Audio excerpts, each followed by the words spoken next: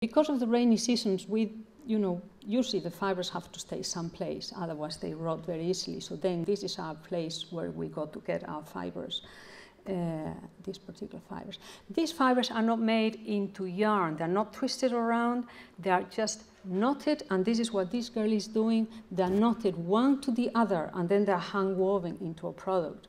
This is one of the products we developed. It's as beautiful as you can see it. It really has the feeling of silky linen. It really is quite wonderful. Now, another fiber that I use is pineapple fiber. Pineapple fiber comes from the pineapple plant, as we can see there. This plant, again, doesn't give pineapples. It's just grown particularly to make pineapple textiles. It's cut, it's scraped by hand by the weavers, by the wives of the farmers usually.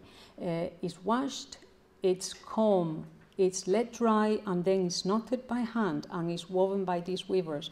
And later on I will show you the product if anybody wants to really see it. This pineapple textile is considered one of the most exotic and beautiful that there is still in the market, and I really believe it is. It is, you can see, it's translucent, it's fluid, it's sensual, it's really quite beautiful, and it comes straight from the plant.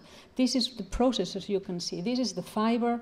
It looks like white hair, carul. It's not really very interesting, in fact, when you see it that way. The wives of the farmers bring it to the towns, they sell it, they weigh it the same way that they weighed it at the time when the Spanish brought these plants in here with the coins that are probably 200 years old. Then the weavers pick up the fibers and they start the process. On the left-hand side, you can see a little bit what they do. They are extraordinarily good at embroidery as well. The right-hand side is what we're trying to do to upgrade the design. So we go from the fibers to the people. So who are the people? Well, the people are people anyway. This is, the right-hand side is Man Luis, is his name. He is, or he lives in a community northwest of the Philippines. The Philippines has over 7,000 islands, and from north to south, it's so different. It's so complicated sometimes with typhoons and God knows what, volcanoes erupting. I mean, it's not an easy place to move around. It's a very poor community, and this man is the last one that grows indigo and is an indigo dyer. Indigo is the plant that gave us blue. The man in the center is the governor of the province, and he's really doing quite a lot of work to make sure that this happens. He has a plantation, and we worked with them to develop dyes and colors. Obviously, you're talking about natural plants giving color and natural fibers absorbing the color. The combination is fantastic. You really get a very balanced blend and very beautiful colors this way.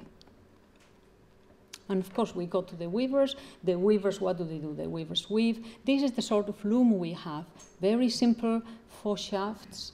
But the work they can do, I can't even do it. I don't think anybody, even the best weaver in NCAD, would really do this work. And then we have the other weavers, the weavers that weave this buntal fiber I told you about. This is a complete different weave. And this was a breakthrough which we came about because they never did it this way. But we start with the skeleton you can see in the first, let me see, there, okay, it's like you have in the hat the little bit in here, that's the beginning of everything. You've got to have the right amount of fibers from the beginning to make sure you finish the product. It's really so skillful. I mean, I can't even do it myself, of course. It takes about 3 days to make this, and this is the shell of the product. It is quite a beautiful product. Research is terribly important in all this work, and research means that I work quite a lot with the Philippine Textile Research Institute in a way, in a very naive way, because I'm not a scientist, but I would go around thinking, what can this machine do? What can we do in this one? So very much from the fiber to the textile, it was a matter of using chemical and mechanical very simple means, because we only have very simple means anyway, to change a little bit the characteristics. It worked. And this was my team, because I was still doing consultancy work with these people, Product Development and Design Center of the Philippines. We have from industrial designers to photographers to graphic designers to ethnologists, if we can say that, quite a good team of people. So we really developed quite a lot of work.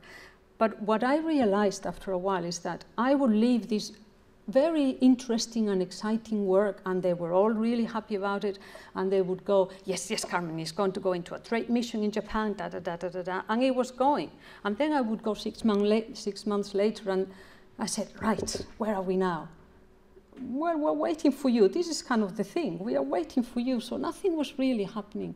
So I really decided that I had to do something myself. So I set up a company. I got funding for the company, and I really started to get the whole thing moving.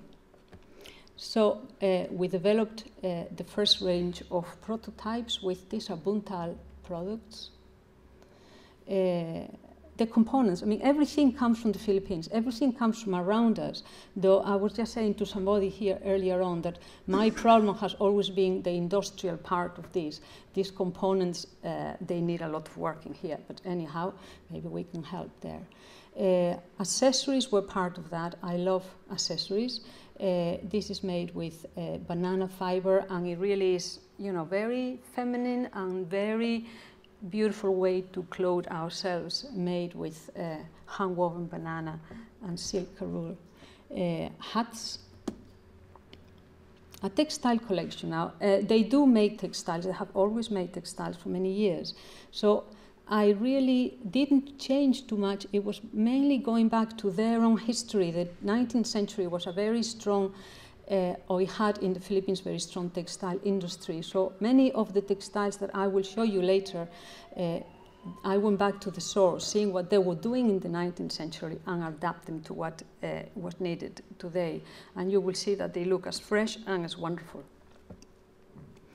To give added value to those textiles, mainly to show the people that put the money behind us, to say, listen, this is potential, this really works.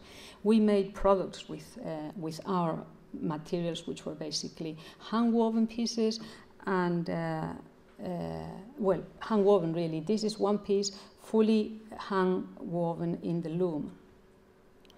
The product that you have seen before, this is made with pineapple fiber.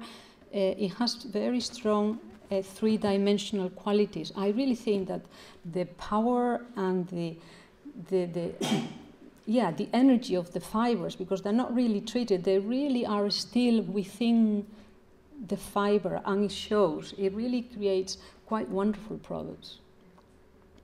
Throughout this, I was still this leather person working at the back of my head, and you really need a bit of something strong to hold these bags together.